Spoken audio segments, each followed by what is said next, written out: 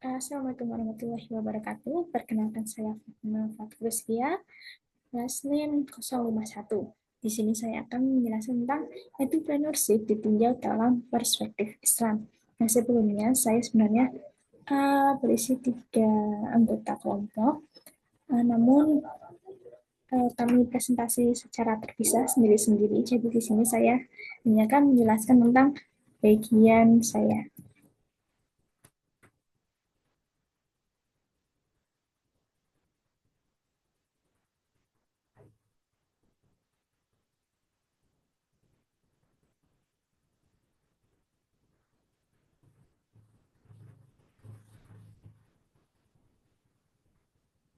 Nah, di sini saya akan menjelaskan tentang implementasi dan kontribusinya.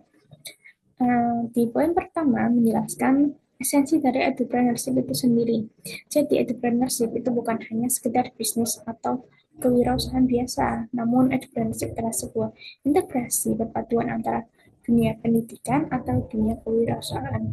Namun, ada landasan yang kuat di dalamnya, terutama jika kita melihat dari perspektif Islam, di mana landasannya adalah dakwah, yaitu menyebarkan nilai-nilai kebaikan, juga akhlak, yaitu membangun karakter dan moral yang baik untuk kemaslahatan umat, artinya memberikan manfaat yang luas bagi banyak orang.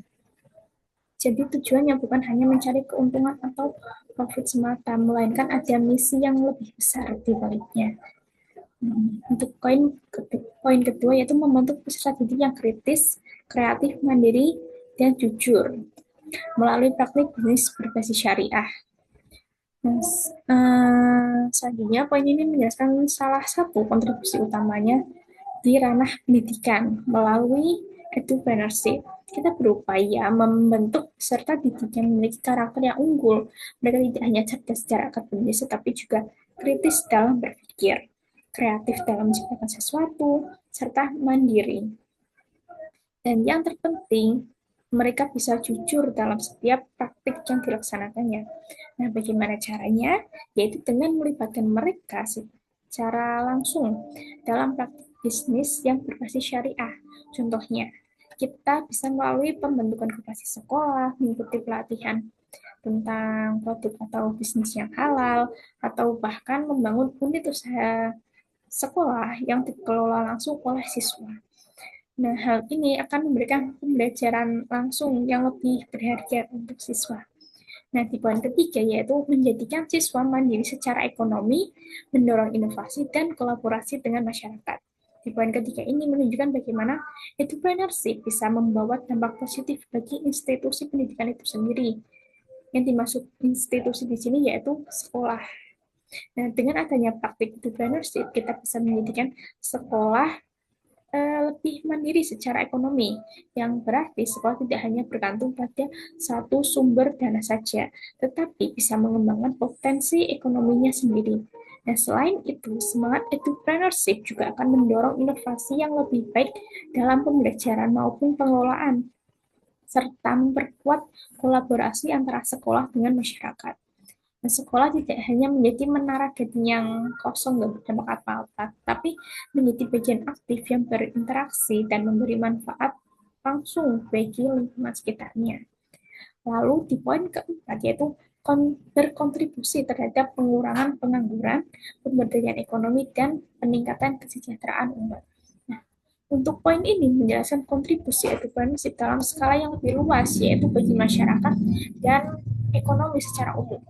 Dengan menumbuhkan semangat kewirausahaan sejak dini dan menciptakan berbagai unit usaha, kita secara tidak langsung berkontribusi terhadap pengurangan angka pengangguran.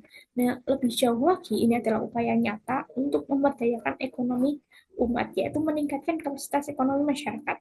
Dan pada akhirnya, semua ini akan bermuara pada peningkatan kesejahteraan masyarakat atau kesejahteraan umat secara keseluruhan.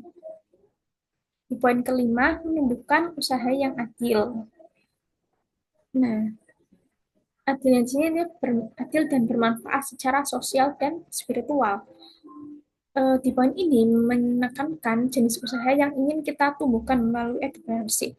Kita tidak hanya melahirkan usaha yang sukses secara finansial, tetapi juga usaha yang menjunjung tinggi nilai keadilan.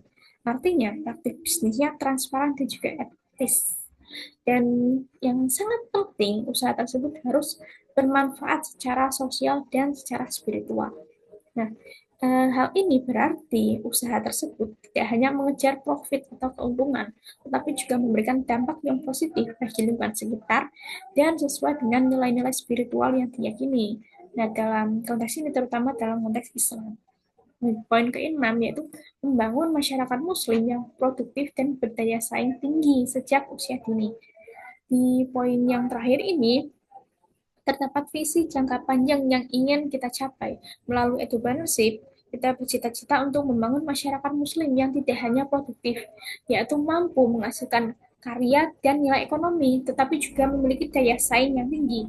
Dan yang menarik di poin ini yaitu pembentukan ini dimulai sejak usia dini. Ini adalah investasi jangka panjang untuk menciptakan generasi yang tangguh, inovatif, dan berakhlak mulia di masa depan nanti. Nah, sekian penyampaian presentasi dari saya. Eh, untuk selanjutnya saya ucapkan terima kasih. Wassalamualaikum warahmatullahi wabarakatuh.